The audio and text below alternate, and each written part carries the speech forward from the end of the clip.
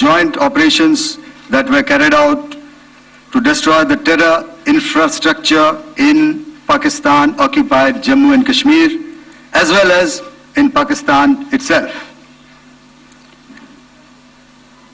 We also iterated that our fight was with terrorists and their support infrastructure and not with Pakistan military.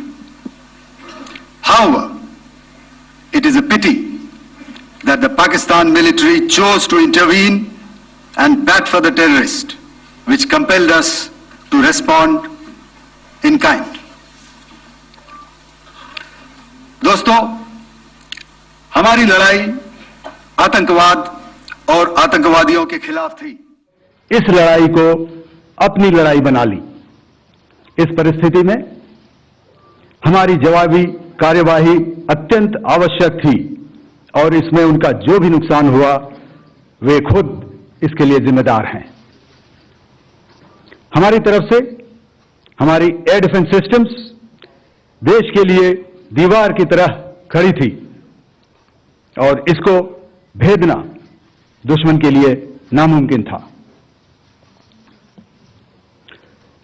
This brings me to the point, how have Indian forces managed to minimize the damage to both civilian and military infra in the country in spite of the unrelenting efforts by the Pakistani forces?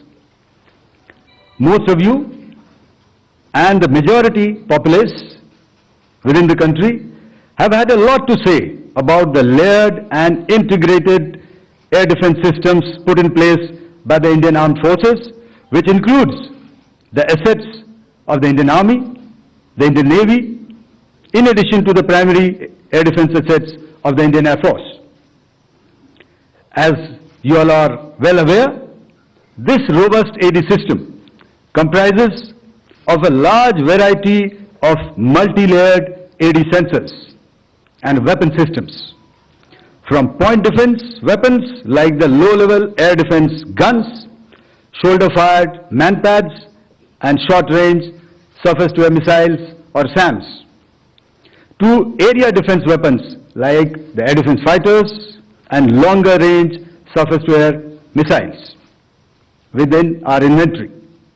Additionally, the numerous waves of drones and unmanned combat aerial vehicles employed by Pakistan were also thwarted by the indigenously developed soft and hard kill counter-US systems and the well-trained Indian air defense personnel. All this was brought together as an efficient and effective AD environment by the Integrated Air Command and Control System or the ISCCS of the Indian Air Force, which accords us the net-centric operational capability which is vital to modern days war fighting. While much has been said and written about the newer systems, I would like to place on record the performance and efficacy demonstrated by even the older battle-proven AD systems like the Pichora, the OSA AK and the LLAD guns in countering the Pakistani threat vectors in the current operations. They were all modern generations, but these battle-proven systems stood the test of time and took them on head-on. Another highlight has been the stellar performance of the indigenous air defense weapon system like the Akash system. Here, ladies and gentlemen, I would like to mention that putting together and operationalization of this potent AD environment has been possible over the last decade due to unwavering budgetary and policy support provided by the Government of India in acquiring state-of-the-art equipment and weapon systems. Some of the results achieved in countering the enemy threat vectors over the last week are now being shown on the screen. Shown on the screen is the probable enemy PL-15 missile, which is of Chinese origin. This missile has missed its target, and you can see the pieces now which are available with us. Another weapon system or weapon which was found was a long-range rocket, the pieces of which you can now see on the screen. We have talked about the loiter munitions and the unmanned aerial systems, and here are some of the glimpses of those systems which we have brought down. To your right, with the right undercarriage or the wheel, you can see is the Yeeha system, which is of Chinese origin with Pakistan. You can see some quadcopters and you can see one odd Sonka drone hanging by the wire. All these have been brought down by our trained crew and air defense systems. As far as our offensive actions are concerned, yesterday I had already shared some details about the targets engaged by the Indian Air Force. The composite picture of the Indian Air Force targeting so far is now shown on the screen. As you can see, we have targeted the length and breadth of the adversary. I am sure most of you would have already seen the effect of these strikes on ground, courtesy the large number of videos and photographs being circulated in the media. A few representative examples from the open source are now being shown to you on the screen. In fact, two of them. This is the strike on the Noor Khan Air Base. And you can see the effect.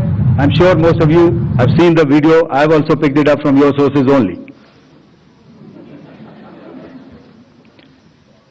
And this is the aftermath of our strike at Raimyar Khan Air Base. You can see the massive crater that it has left on its runway.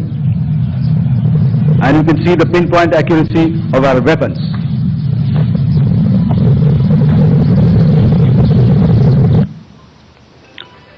So with that, giving you an overview of how our air defense systems have thwarted the enemy drones, their fighter aircraft, their missiles, and resulted in minimal losses on our side. I would now hand over to the DGMO to cover his portion. धन्यवाद air marshal Bharti. मैं आज आप सब के साथ भारतीय सेना के एयर डिफेंस मेजर्स जो कि हमने इंडियन एयरफोर्स के साथ मिलजुल कर तालमेल में लिए, उसके बारे में कुछ बातचीत करूंगा। इस विषय में मैंने कल भी कुछ टिप्पणी करी थी, लेकिन आज मैं इस युद्ध के अहम एस्पेक्ट के बारे में आपको थोड़ा और पर्सपेक्टिव देना चाहता हूं। हमें एयर डिफेंस ऑपरेशन सिंदूर के एयर डिफेंस की कार्रवाई को एक कॉन्टेक्स्ट में समझने की आवश्यकता है।